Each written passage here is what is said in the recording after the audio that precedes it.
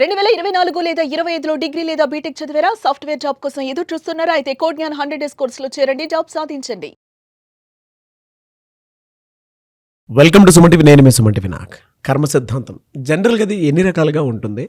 2026లో కనుక మనం చూసుకుంటే ఒక్కొక్క నక్షత్రానికి వీటి ప్రభావం ఏ విధంగా ఉండేటువంటి అవకాశం ఉంటుందనేది ఈరోజు మనతో పాటు వేదిక ఆస్ట్రాలజర్ ఉమా గారు ఉన్నారు. వారి మాటలో తెలుసుకుందాం. నమస్కారం ఉమా గారు. నమస్తే నాగరాజ్ గారు. జనరల్గా అంటే కర్మ సిద్ధాంతం ప్రకారం మనం టైప్స్ కనుక మనం చూసుకుంటే సంచిత కర్మ, ఆగామి కర్మ అని చెప్పేసి మనం మాట్లాడుకుంటూ ఉంటాం.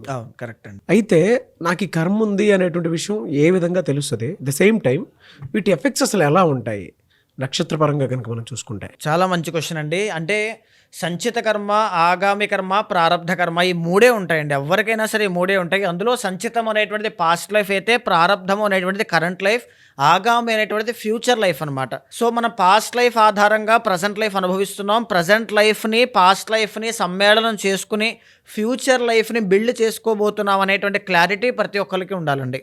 ఇక్కడ ఏంటి అంటే సంచిత కర్మ అనేటువంటిది మనం తెలుసో తెలియకో మన వంశస్థులు, పూర్వీకులు, మనము గతంలో చేసుకున్నటువంటి పాపాలు అన్నమాట.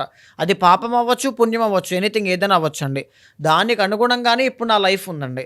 ఇప్పుడు నా లైఫ్లో నేను పాపం చేస్తున్నానా, పుణ్యం చేస్తున్నానా, శరణాగతి వేడుతున్నానా, సరెండర్ అవుతున్నానా, ఎవ్రీథింగ్ అన్నీ కూడా ఈ రెండింటిని యొక్క మిక్స్డ్ యొక్క రిజల్ట్సే ఆగామి కర్మ అండి. ఫర్ ఎగ్జాంపుల్ ఒక నక్షత్రం తీసుకున్నాం అనుకోండి. ఆ నక్షత్రానికి 2026లో గురు అనేటువంటి ఆయన ఎలా ఉండబోతున్నారు, శని అనేటువంటి ఆయన ఎలా ఉండబోతున్నారు, ఈ యొక్క పలానా ఏలినాటి శని వల్ల డబ్బు నిలబడకుండా వెళ్ళిపోవడం లాంటివి, హెల్త్ ఇష్యూస్ రావడం లాంటివి, ఇవన్నీ ఎలా ప్రిడిక్ట్ చేయగలుగుతామండి? ఒక్కొక్క గ్రహము ఒక్కొక్క కారకత్వాన్ని, ప్రాపర్టీని చెప్తూ ఉంటుందండి. అంటే మనం అనుభవించాల్సిన కర్మని ఎన్ని రకాలుగా డివైడ్ చేశారు అంటే, రవి అనేటువంటి ఆయన ఎప్పుడు కూడా హెల్త్ అండి. చంద్రుడు అంటే మనస్సు, అంటే పీస్ ఆఫ్ మైండ్ ఆ మనిషికి ఉంటుందా లేదా అని. కుజుడు అంటే మీ యొక్క శక్తి సామర్థ్యాలండి, మీరు కష్టపడతారా పడరా అనేటువంటిది. బుధుడు అంటే మీ యొక్క విద్య, మేధాశక్తి, మీ తెలివితేటలు ఏ విధంగా ఉంటాయి, దేనివల్ల లాస్ అవుతారు, మీ బంధువులు ఎలా ఉంటారని చెప్పేటువంటిది అనమాట. గురువు అనేటువంటి ఆయన విద్య, తర్వాత ధనము, సంతానము, గౌరవ మర్యాదలు, మీరు ఎక్కడెక్కడ లాస్ అవుతారో ఆ కర్మ బాగాలేకపోతే ఇక్కడ గురువు బాగాలేదంటే ఫలానా కర్మ వల్ల ఇక్కడ మీరు అవమానపడతారు. తర్వాత శుక్రుడు అంటే సుఖకారకుడు అండి, అంటే కోరికలు అనమాట. ఏ కోరికల కోసం మీరు వెంపర్లాడుతూ ముందుకు వెళ్ళి ఎన్ని కష్టాల్లో పడి మునుగుతూ ఉంటారనేటువంటిది. శని అంటే మీరు పడేటువంటి కష్టం అండి, అంటే మీరు దేనికోసం కష్టపడతారు. థర్డ్ హౌస్లో శని ఉంటే మీ జీవితం కోసం కష్టపడతారు. సెకండ్ హౌస్లో శని ఉంటే అత్యాశ పెరుగుతుంది. లగ్నంలో శని ఉంటే అనారోగ్య ఇబ్బందులు వస్తాయి, అంటే ఆరోగ్యం బిల్డ్ చేసుకోవడానికి కష్టపడతారు. సో ఇక్కడ తర్వాత రాహు అంటే డిస్ట్రాక్షన్స్ అండి, అంటే మీ యొక్క అత్యాశ అన్నమాట. కేతు అనేటువంటి ఆయన మీ ఆధ్యాత్మికత, మీలో ఉండేటువంటి పరతత్వము. సో ఈ యొక్క ఎలిమెంట్స్ని పట్టుకుని ఆస్ట్రాలజీ పరంగా సంచిత కర్మ అనేటువంటిది ఏ విధంగా ఉంటుంది, ఆగామి కర్మ ద్వారా వాటిని సవరించుకోవాలి అనుకుంటే ఎలాంటి పూజాక్రతువులు ఆచరించుకుని భగవంతుణ్ణి, ఏ రకమైనటువంటి దేవతా స్వరూపాన్ని, అంతా కూడా పరమాత్మ స్వరూపమేనండి. అందులో వినాయకుడు ఒక విషయాన్ని తెలియజేస్తూ ఉంటే, శివుడు అనేటువంటి ఆయన ఒక ఫిలాసఫీని తెలియజేస్తూ ఉంటారు, విష్ణుమూర్తి అనేటువంటి ఆయన ఇంకొక ఫిలాసఫీని తెలియజేస్తూ ఉంటారు.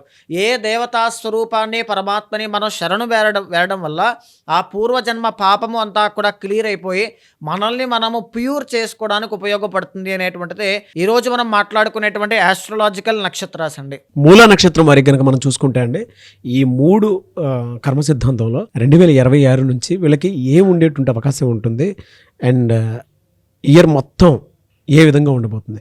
1, 2, 3, 4 పాదాల వాళ్ళది క్యారెక్టరిస్టిక్స్ అండ్ ట్రైట్స్ అసలు ఏ విధంగా ఉంటాయి? చాలామంది మూలా నక్షత్రం అనేటువంటి మాట గుర్తొస్తే చెప్పేది ఏంటి అంటే, వాళ్ళ ఇంట్లో జన్మిస్తే అరిష్టం అని, వాళ్ళు ఆ అమ్మాయిని పెళ్లి చేసుకుంటే ఇబ్బందులని ఇలా చెప్తూ ఉంటారండి.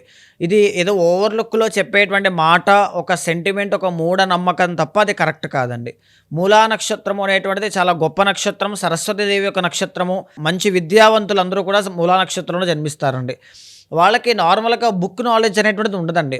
లోక జ్ఞానం, సోషల్ నాలెడ్జ్ అనమాట. 10 మందితో ఎలా మాట్లాడాలి, 10 మందిని ఎలా గౌరవించాలి, ఎలా స్వీకరించాలి, ఏ పరిస్థితుల్లో ఎలా మెలగాలనేటువంటిది ఉంటుంది. కానీ వీళ్ళకి లేనిది ఏంటి అంటే చంచల స్వభావాలు వీళ్ళు. సో అంటే వీళ్ళు 10 మందికి చెప్తారు కానీ వీళ్ళు పాటించరు చాలా సందర్భాల్లో. కేతువు కాబట్టి చంచల స్వభావాలు. ఉదయం లేచి నేను అది చేస్తాను చదువుకుంటానంటారు, కానీ సాయంత్రం కల్లా అన్నీ మర్చిపోతారు, ఆడుకోవడానికి వెళ్ళిపోతారండి. అంటే ఆ రకమైనటువంటి మనస్తత్వం ఉంటుందన్నమాట. ఎక్కడ ఏది చూస్తే దానికి ముగ్ధులైపోతారు. మెస్మరైజ్ అయిపోతారు తొందరగా. దానివల్ల ఏంటి అంటే జీవితం అక్కడే కొన్నాళ్ళు స్ట్రక్ అయ్యే అవకాశాలు ఎక్కువగా ఉంటాయండి. సో కానీ 2026 అనేటువంటిది మాత్రం మీకు మంచి లక్ని ఇవ్వబోతోంది, అదృష్టాన్ని కలగజేయబోతోంది అని చెప్పొచ్చండి. ఎందుకు అంటే ఈ సంవత్సర కాలంలో గురువు అనేటువంటి ఆయన 7th, 8th, 9th హౌసెస్ అనేటువంటి మిథున, కర్కాటక, సింహరాశిలో సంచారం చేయడం వీళ్ళకి రాజయోగం అనేటువంటిది కలుగుతుంది. ఎక్సెప్ట్ ఫ్యూ మంత్స్ అండి. ఆ ఫ్యూ మంత్స్ ఏంటో కూడా నేను చెప్తాను. మొదటిగా 2026 స్టార్ట్ అయిన దగ్గర నుంచి జూన్ 1వ తారీఖు దాకా గురుడు వీళ్ళకి 7th హౌస్లో ఉంటారండి. 7th అంటే మిథునం అనమాట. ఈ యొక్క ధనస్సు రాశి మూలా నక్షత్రం వాళ్ళకి కానీ, మీనరాశి వాళ్ళకి కానీ గురువు అనేటువంటి ఆయన రాజయోగ కారకుడు అండి. అంటే వీళ్ళు ఏ పని చేస్తారు, వీళ్ళ యొక్క పొటెన్షియల్ ఏంటి అంటే గౌరవ మర్యాదలు తెచ్చుకోవడం, సంఘంలో పెద్ద మనుషుల్లా వ్యవహరించడం, మంచి ఆధ్యాత్మిక జ్ఞానాన్ని ఎరిగి ఉండడం, ఇలాంటివన్నీ కూడా వీళ్ళకి బాగుంటాయి. అలాంటి గురుడు ఎప్పుడైతే వీళ్ళకి యోగిస్తారో అది వీళ్ళ జీవితంలో ట్రాన్స్ఫర్మేషన్ తీసుకొస్తుందండి. అలాగా వీళ్ళకి 2026 స్టార్ట్ అవ్వడంతోనే ఒక మంచి శుభకార్యంతో స్టార్ట్ చేస్తారు. ఒక జాబ్ వచ్చింది, ఒక వివాహం అయ్యింది, ఒక సంతానం కలిగారు, లేకపోతే ఒక డబ్బు అనేటువంటిది మళ్ళీ నేను కోల్పోయింది తిరిగి పొందాను, ఎక్కడైతే అవమానపడ్డానో అక్కడే గౌరవ మర్యాదలు పొందాను, ఒక ప్రాపర్టీని కొన్నాము, ఇలాంటివన్నీ కూడా ఒక పాజిటివ్ వైబ్తో మీరు స్టార్ట్ చేస్తారండి. ఓకే. ఎప్పటి వరకు? జూన్ 1వ తారీఖు దాకా మీకు ఇది ఉంటుందండి. అయితే మేజర్లీ ఏం జరుగుతుంది అంటే జూన్ 1వ తారీఖు దగ్గర నుంచి అక్టోబర్ 31వ తారీఖు దాకా మీరు చాలా కేర్ఫుల్గా ఉండాలి.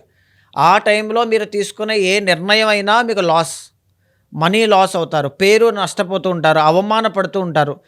తర్వాత ఏంటి అంటే శుభకార్యాలకు అనేది మధ్యలో ఆగిపోతూ ఉంటాయి. లేకపోతే కుటుంబ పరిస్థితుల్లో చాలా ఇబ్బందులు అండి, ఒడిదుడుకులు అంటూ ఉంటాం కదా, అలాంటివి చూస్తూ ఉంటారు. పీస్ ఆఫ్ మైండ్ అనేటువంటిది చాలా కష్టం. ఈవెన్ జాబ్ కోసం ట్రై చేసినా ఉన్న జాబ్ నుంచి బయటకు వచ్చే అవకాశాలు ఎక్కువ ఉంటాయి. ఆ ఫ్యూ మంత్స్ ఖచ్చితంగా ఉంటుందండి. మళ్ళీ అగైన్ నవంబర్ 1వ తారీఖు దగ్గర నుంచి డిసెంబర్ ఎండ్ వరకు వీళ్ళకి గురువు అనేటువంటి ఆయన 9వ స్థానంలోకి వెళ్ళడం వల్ల అపారమైనటువంటి రాజయోగం మళ్ళీ పడుతుంది. ఎందుకు? 9 అనేటువంటిది సింహరాశి అండి. అది ద ఒరిజినల్ 5th అనమాట. 1st and 4th లార్డ్ 9thలో యోగించడం, అది కూడా ఒరిజినల్ 5th అవ్వడం. ఆ టైంలో ఏదైనా సంతానం విషయంలో గుడ్ న్యూస్ వినడం కానీ, ఫ్యామిలీలో ఏదైనా ఒక శుభకార్యాలు జరగడం, ఫ్యామిలీ బిజినెస్లు బాగా డెవలప్ అవ్వడం, విదేశీ యోగాలు అనుకూలించడం, తర్వాత డబ్బు ఆదాయం ఎర్నింగ్స్ అనేటువంటివి పెరగడం, చదువుకునేటువంటి విద్యార్థులకి మంచి ఉత్తీర్ణత శాతం పెరగడం, ఇలాంటివన్నీ కూడా చాలా బాగుంటాయండి. అయితే వీళ్ళకు ఉన్నటువంటి మైనస్ ఏమిటి అంటే సంవత్సర కాలం అంతా కూడా వీళ్ళకి అర్ధ అష్టమ శని అనేటువంటిది ఇబ్బంది పెడుతుందండి. ఓకే. దీనివల్ల 2 ఎఫెక్ట్స్ ఉంటాయండి. ఒకటి, జీవితంలో వీళ్ళకి ఏ అదృష్టం కానీ, డబ్బు కానీ, ఆ గౌరవం కానీ వచ్చినా లేట్ అవుతుంది. ఈ రోజు రావాల్సిన ఉద్యోగం 10 రోజులు పడుతుంది. ఈ రోజు రావాల్సిన డబ్బు 10 రోజుల తర్వాత వస్తాయి. తర్వాత ఈ యొక్క మూలా నక్షత్రం వాళ్ళ యొక్క తల్లికి హెల్త్ ఇష్యూస్ వచ్చే అవకాశాలు ఎక్కువ ఉంటాయండి. బికాజ్ 4thలో శని కాబట్టి తల్లి కోసం శ్రమ పడాలి, తల్లి యొక్క ఆరోగ్యం కోసం శ్రమ పడాలి. ఇలాగ ఏదో ఒకటి తల్లికి సంబంధించిన ఫ్యాక్టర్, కుటుంబానికి సంబంధించిన ఫ్యాక్టర్, ఇంటికి సంబంధించినటువంటి వాతావరణంలో ఇబ్బందులు అనేటువంటివి చోటు చేసుకుంటాయి. అది మూలంగా కొంత హెల్త్ పరంగా కూడా అండి. ఈవెన్ హెల్త్ పరంగా కూడా ఇబ్బంది ఉంటుంది. ఎవరికైతే ఆల్రెడీ క్రానిక్ హెల్త్ ఇష్యూస్ ఉంటాయో, అంటే దీర్ఘకాలిక ఆరోగ్య సమస్యలు, ఖచ్చితంగా వాళ్ళు చాలా జాగ్రత్తగా ఉండాలి. అర్ధాష్టమస్య కార్యహాని, పనుల్లో ఆటంకాలు వస్తాయి. అంటే వీళ్ళకి ఎంత చేసినా ఏం చేసినా, ఈవెన్ ఒక బెంజ్ కార్లో తిరిగినా ఎప్పుడూ తిరగనటువంటి వాళ్ళు ప్రశాంతత అనేది ఉండదు, దాన్ని ఎంజాయ్ చేయలేరండి, ఆ లైఫ్ని ఎంజాయ్ చేయలేరు. బికాజ్ అర్ధాష్టమ శని అనేటువంటిది ఇబ్బంది పెడుతుంది. ఇకపోతే సంవత్సర కాలంలో 2026 ఎండ్ వరకు కూడా రాహు అనేటువంటి ఆయన అనుకూలిస్తూ ఉన్నారు. వీళ్ళ యొక్క తోడబుట్టినటువంటి వాళ్ళు ఎవరైనా ఉంటే, అన్నయ్యలు కానీ, అక్కలు కానీ, చెల్లెలు కానీ, తమ్ముడు కానీ ఉంటే వాళ్ళ వల్ల మీకు చాలా బాగా కలిసి వస్తుందండి. వాళ్ళ వల్లే మీకు అదృష్టం అంతా పడుతుంది. ఏదో ఒక టైంలో వాళ్ళు మిమ్మల్ని కాపాడడం, లేకపోతే గట్టు మీద నించోబెట్టడం, మీకున్నటువంటి అప్పులు కానీ, ప్రాబ్లమ్స్ని కానీ సాల్వ్ చేయడం వాళ్ళ వల్లే మీకు సాధ్యం అవుతుంది. తర్వాత కేతు అనేటువంటి ఆయన చూస్తే సంవత్సర కాలం మొత్తంలో మీకు కేతు అనేటువంటి ఆయన అనుగ్రహించట్లేదు. సో దీనివల్ల ఏంటి అంటే పీస్ ఆఫ్ మైండ్ అనేది మీకు ఉండదండి. ఫైనాన్షియల్ ప్రాబ్లమ్స్ అనేటువంటివి ఉంటాయి. అంటే చెప్పుకోవడానికి 10 కోట్ల ఆస్తి ఉంటుంది, చేతిలో 10 రూపాయలు ఉండవు, ఈ రకంగా కనబడుతుంది అనమాట. భాగ్యంలో కేతు, ఆ తర్వాత ఈ 2లో అష్టమంలో కేతు. అంటే ఇంకా విరక్తి పుడుతుందండి, ఆల్మోస్ట్ ఇంకా చిచ్చి నాకు వద్దు అని. దారుణంగా ఉంది కదా. ఫైనాన్షియల్ మరి ఎలా ఉంటుంది సార్ వీళ్ళకి? ఫైనాన్షియల్గా చాలా స్ట్రాంగ్ ఉంటారండి. అదే చెప్తున్నానండి, బెంజ్ గారు ఉంటుంది, కూర్చున్నప్పుడు మనశ్శాంతి ఉండదు. కేతు బాగాలేదు, తర్వాత శని బాగాలేదు. ఎలా సార్ అంటే వీళ్ళకి రెమెడీ ఏ విధంగా ఉంటుందండి? మేజర్లీ కాళీదేవికి సంబంధించినటువంటి హోమం మాత్రం తప్పకుండా చేయండి. ఇయరంతా గురుబలం ఉండి శుభకార్యాలు జరిగి డబ్బు ఉండి అంతా ఉండి బాలేంది ఏంటి అంటే కుటుంబ ఒత్తిడి, హెల్త్, పీస్ ఆఫ్ మైండ్, ఈ 3 పెరగడానికి కాళీదేవికి సంబంధించిన హోమం మాత్రం ఒక్కసారైనా చేయండి. రెండోది ఏంటి అంటే గణపతి యొక్క ఆరాధన, పనుల్లో ఆటంకాలు లేకుండా చకచక అన్ని పనులు పూర్తయిపోవాలి, మీరు కూర్చున్న చోటనే ప్రతి పనిని శాసించగలిగేటువంటి శక్తి కావాలి అంటే గణపతి యొక్క ఆరాధన చేయండి. మూలా నక్షత్రం వాళ్ళు చాలా అద్భుతమైనటువంటి రిజల్ట్స్ 2026లో మీరు చూడబోతున్నారని చెప్పొచ్చు. సార్ అంటే వాళ్ళకి కావాల్సిన విధంగా యజ్ఞాలు, యాగాలు, హోమాలు అనేవి దోష పరిహారాల ప్రకారం కనుక మనం చూసుకుంటే అంటే మిమ్మల్ని అప్రోచ్ అయినా మీరు చేపిస్తారా? 100% అండి. నేను ఏదైనా ఒక జాతకం చూసిన తర్వాత వాళ్ళకి ఆ పరిహారం చేయించాను అంటే ఖచ్చితంగా ప్రాబ్లం సాల్వ్ అయిపోతుంది. ఆ యోగం ఉంటేనే ఖచ్చితంగా నేను చేయిస్తానండి. చాలామంది 2026లో మా భవిష్యత్తు ఏ విధంగా ఉండబోతుంది అని తెలుసుకోవాలనుకున్నటువంటి వాళ్ళు చాలామంది ఉన్నారు. వేదిక్ ఆస్ట్రాలజీ త్రూ ఎలా వెళ్ళాలి అని కొన్ని దోషాలు, పరిహారాలు కూడా తెలుసుకోవాలనుకున్నటువంటి వాళ్ళు ఉన్నారు. వాళ్ళు మిమ్మల్ని అప్రోచ్ అవ్వాలంటే ప్రాసెస్ ఏంటి? తప్పకుండా అండి. అలాంటి వాళ్ళు ఎవరైనా ఉంటే మీకు కింద కనిపించే నెంబర్కి కాల్ చేస్తే మా వాళ్ళు మీకు పూర్తి వివరాలు అందిస్తారు. మీ జాతకాన్ని చూసిన తర్వాత చాలామందికి ఒక గైడెన్స్ ఉంటే బాగుంటుంది అనుకుంటారండి. ఎవ్రీ 3 మంత్స్కి మీకు గైడెన్స్ కావాలి అన్నా, ఎవ్రీ 6 మంత్స్కి ఒకసారి గైడెన్స్ కావాలి అన్నా, every year every month guidance కావాలి అన్నా ఖచ్చితంగా మీ వెనకాల నేను ఉంటాను. ఒక ముహూర్త విషయంలో కావచ్చు, లేకపోతే ఒక సందేహం విషయంలో కావచ్చు, కెరీర్ కావచ్చు, పర్సనల్ లైఫ్ కావచ్చు, ఎవ్రీథింగ్ అన్నీ కూడా మీ వెనకాల నడిపించేటువంటి ప్రయత్నం చేస్తాను. అలాంటి వాళ్ళు ఉంటే మీకు కింద కనిపించే నెంబర్కి కాల్ చేస్తే మా వాళ్ళు మీకు పూర్తి వివరాలు అందిస్తారు.